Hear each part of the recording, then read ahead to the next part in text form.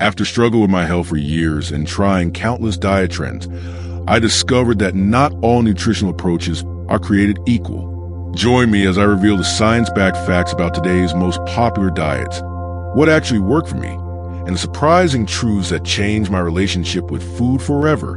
Have you ever stood in front of your refrigerator, completely overwhelmed by contradictory nutrition advice, wondering if you should be eating keto, paleo, Mediterranean, or one of the dozens of other popular diets promising miraculous results?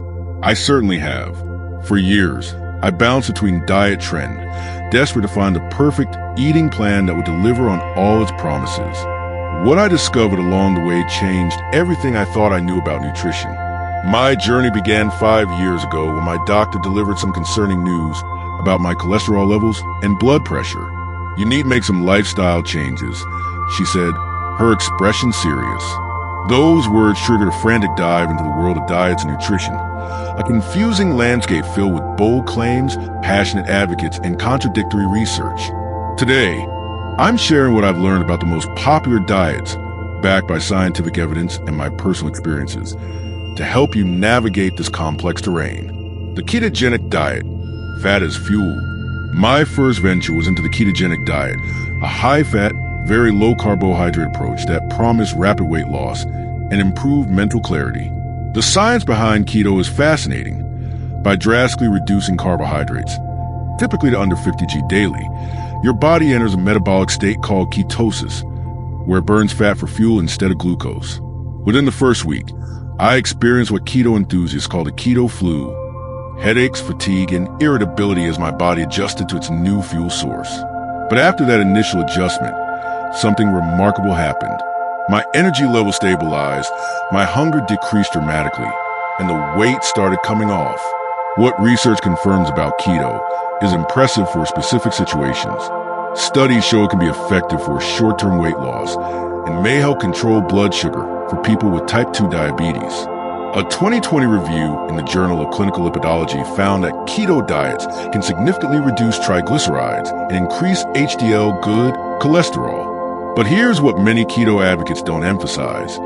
Maintaining ketosis is extremely challenging long-term, and the diet's restrictiveness can lead to nutritional deficiencies, particularly in fiber, certain vitamins, and minerals found in fruits, legumes, and whole grains. After 3 months on keto, I found myself desperately missing apples, beans, and whole grain bread, foods with proven health benefits that were forbidden on my plan. The medical community remains cautious about long-term keto adherence. As Dr. Shivam Joshi, a clinical assistant professor at NYU School of Medicine, told me during an interview for this article, while keto may have applications for specific medical conditions under supervision, for most people, the extreme restriction of entire food groups is unnecessary and potentially counterproductive for long-term health. The paleo diet, looking to our ancestors. After my keto experiment, I pivoted to the paleo diet, which advocates eating as our Paleolithic ancestors supposedly did, focusing on meat, fish, vegetables, fruits, nuts, and seeds while eliminating grains, legumes, dairy, and processed foods. The paleo philosophy resonated with me. Eating whole, unprocessed foods made intuitive sense. I enjoyed the emphasis on quality protein sources and abundant vegetables. My energy levels remained stable, and I continue to maintain a healthy weight. Research supports some paleo principles. A 2019 meta-analysis published in Nutrients found that paleo diets improved risk factors for chronic diseases, including waist circumference, blood pressure, and lipid profiles.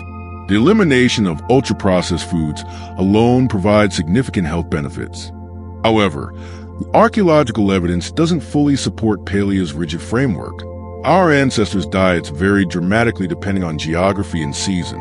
Modern anthropological research shows that many pre-agricultural societies consumed wild grains and legumes when available. The strict elimination of food groups like whole grains and legumes, which have been consistently linked to longevity and reduced disease risk, raises questions about paleo's long-term health impacts. Dr. Marlene Zook, an evolutionary biologist, explains, there wasn't a single paleo diet.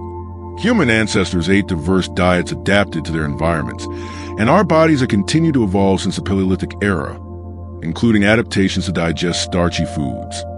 The Mediterranean diet, balance, and sustainability.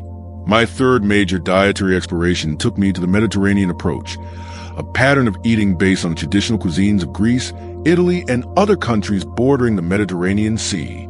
This diet emphasizes olive oil, fruits, vegetables, whole grains, legumes, nuts, fish, and moderate consumption of wine and dairy. The transition to Mediterranean eating felt liberating after the restrictions of keto and paleo. I could enjoy a wider variety of foods while still focusing on whole, minimally processed options. Within weeks, I noticed improved digestion, steady energy, and a sense of satisfaction after meals that I hadn't experienced with stricter regimens. The Mediterranean diet stands on exceptionally strong scientific footing. The landmark Paradigm study, following over 7,000 participants for nearly 5 years, found that those following a Mediterranean diet supplemented with olive oil or nuts had a significantly lower risk of cardiovascular events compared to those on a low-fat diet. Countless other studies have associated this eating pattern with reduced inflammation, better cognitive function, and longer lifespan. What makes the Mediterranean diet particularly valuable is its sustainability. As Dr. Walter Willett of Harvard School of Public Health notes, the Mediterranean diet isn't a diet in the conventional sense of restriction. It's a pattern of eating that can be maintained for life, providing both health benefits and enjoyment of food. Intermittent fasting, timing matters. Alongside these dietary patterns, I experimented with intermittent fasting, restricting eating to specific time windows. I tried several approaches from the 16:8 method, fasting for 16 hours daily, to the 5:2 pattern, eating normally 5 days a week and drastically reducing calories for 2. The research on intermittent fasting shows promising results for weight management and metabolic health. A 2019 review in the New England Journal of Medicine highlighted its potential benefits for cellular health, disease prevention, and even longevity. The practice appears to trigger cellular repair processes and improve insulin sensitivity. My experience with intermittent fasting was mixed. While I appreciated simplicity of timing-based restrictions rather than food-specific ones, I found that fasting for extended periods sometimes led to poor food choices when I finally ate. I learned that for me, moderate time-restricted eating, a 12-hour eating window, provided benefits without triggering unhealthy compensatory behaviors. Plant-based diets, the power of plants. After several years of experimentation, I gradually shifted toward a predominantly plant-based approach. Not strictly vegan or vegetarian, but centered around fruits, vegetables, legumes, whole grains, nuts, and seeds, with smaller amount of animal products. The scientific evidence supporting plant-centered diets is robust. Large prospective studies like the Adventist Health Study show that those eating more plant foods and fewer animal products have lower rates of heart disease, certain cancers, and overall mortality. Plant-based eating is also associated with reduced inflammation and improved gut health.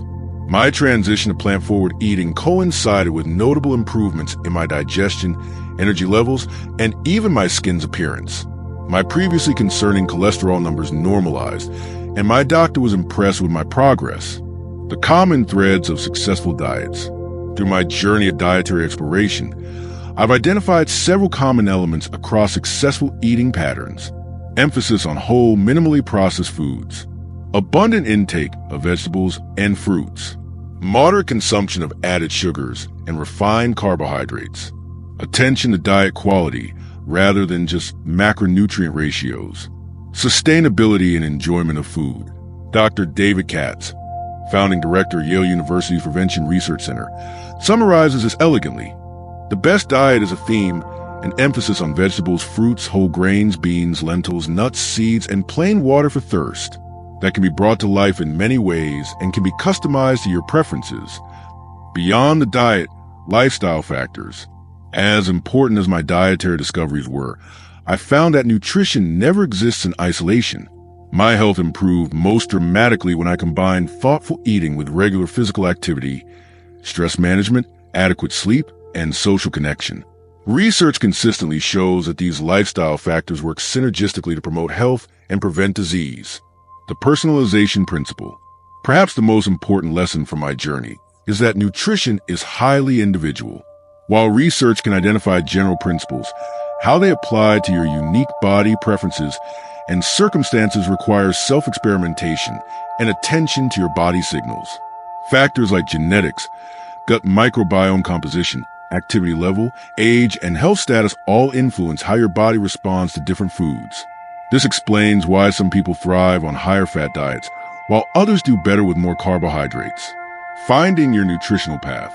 After years of dietary exploration, I've settled into a flexible, predominantly plant-based approach with elements of Mediterranean eating and occasional time-restricted feeding. My blood work is excellent, my energy is consistent, and most importantly, I enjoy my food without obsession or guilt. If you're navigating your own nutritional journey, I encourage you to focus on adding nutritious foods rather than just eliminating bad ones. Make changes gradually rather than attempting radical overhauls. Pay attention to how foods make you feel, not just how they affect your weight. Consider working with a registered dietitian for personalized guidance. Remember that consistency matters more than perfection. Nutrition science continues to evolve, but the fundamentals remain consistent. Eat mostly whole foods, mostly plants, in reasonable amounts, and in a way that you can sustain and enjoy for life. Have you struggled with finding the right dietary approach for your needs? What eating pattern has worked best for you? Click subscribe to join our health community and comment below with your own nutritional journey. I'd love to hear your experiences and answer any questions you might have.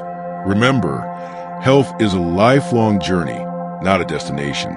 It's about progress, not perfection, and finding an approach to nutrition that nourishes both your body and your relationship with food.